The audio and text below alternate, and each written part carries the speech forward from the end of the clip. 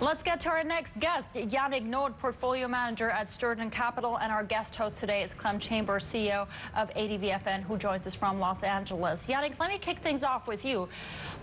On some days, when there's bad China data out, the market, global markets, not just the Chinese market, is completely rattled. But we're seeing surprising resilience today. Why is that? Well, it was a surprising number. It's a very weak number. Nevertheless, you have to keep in mind that the Chinese policymakers have plenty of tools in their disposal in order to try to boost demand, either from monetary policy. We see the interest rates are low for quite some time compared to the heights that we had in June or in December last year. In terms of the renminbi, I mean, obviously, one of the tools could be to lower the currency. And we could see, in fact, the good old investment and boosting the demand, local demand in China again. I mean, you could argue that all we're seeing in the Shanghai market now is essentially bargain hunting, because we're now into a bear market territory and we've seen these huge declines for the Shanghai market. Would you buy into the Shanghai market right now, given that there are all these skeletons in the closets still? Well, if you look at valuation alone, I mean, if you look at price-earning ratio compared to what you have in Europe or in the USA, it's much lower price-earning ratio. So they're bound to be some value within the Chinese market, even though the situation is not as great as it could be. I think the real challenge in China is to understand that the economy is going to rebalance and try to find what's going to be the exact sector that will benefit from it. One could be retail, and one could be e-commerce. I mean, China is at the forefront of e-commerce now worldwide. It's not a copycat of USA anymore. A lot of those companies are doing very new things that are in fact in advance compared to other countries.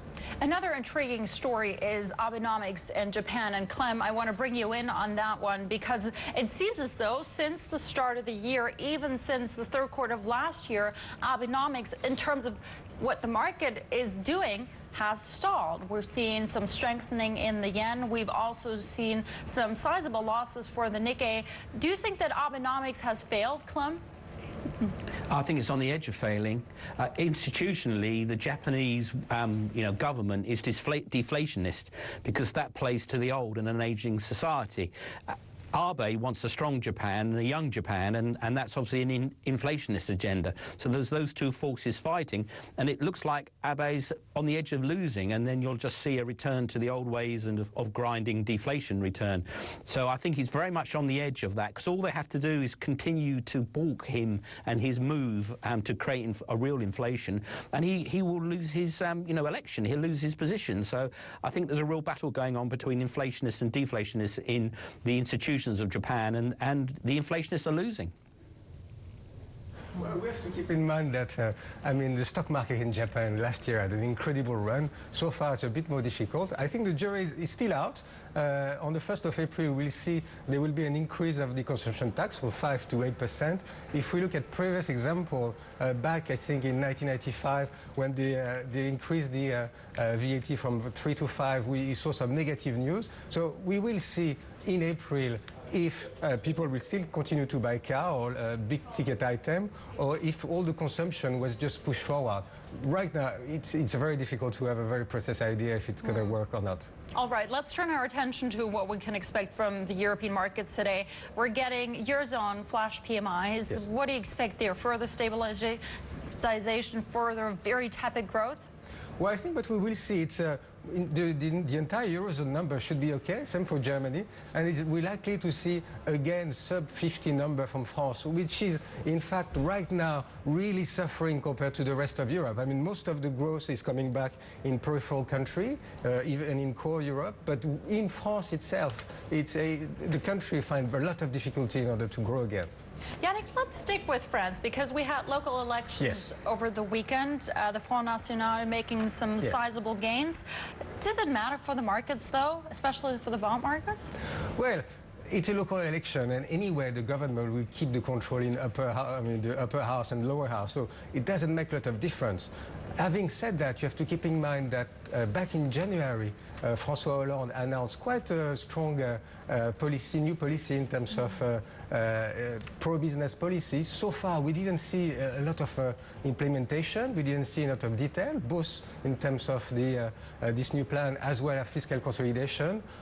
Now that we will have a new election, we have an election, local election with the second round next week, we might see finally some implementation, or we might see some change of government. Clem, want to bring you back in here as you're sitting out in Los Angeles, but I know you also cover the European markets. Give us some trading ideas for some of the sectors that you think are overvalued or undervalued.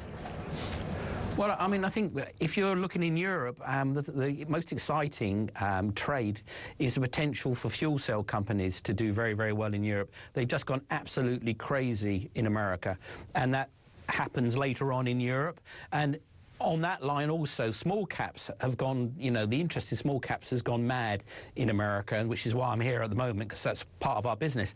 And, you know, that small cap frenzy, I think, will also travel over to Europe. The big question is, we're at the end of the recovery now. Are we going to go into a boom? And if we do go into a boom, it's going to be fabulous for the markets. But there is that worry that now that the recovery is kind of going to really run its course, are we going to go into a boom, or are we going to now go into another slump? And that is the key question for me. But if everything stays the same, the small cap frenzy you're seeing in America will come to Europe, as will the fuel cell mania over here. So bad, because initially there's a lot of money to be made here, especially in fuel cells, and you've referred to some of the big moves that we've seen in some of the U.S. listed companies. It really is about timing. When do you get out, isn't it? Well, in this case, in Europe, it's when you get in, because it's all happened in America. It's a question of when that wave actually hits Europe and the penny drops here, and then we get a sort of aftershock in Europe. And there's a lot of companies, particularly in the UK, that are fuel cell companies.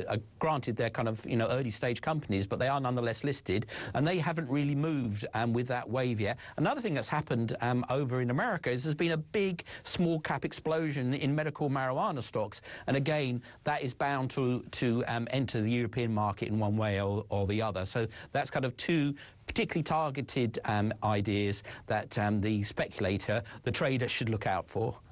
That should be fairly interesting. Clem, thank you so much for those thoughts, but you're going to stay with us for a little bit longer. Clem Chambers, CEO of ADVF, and also want to thank Yannick Naud, Portfolio Manager at Sturgeon Capital.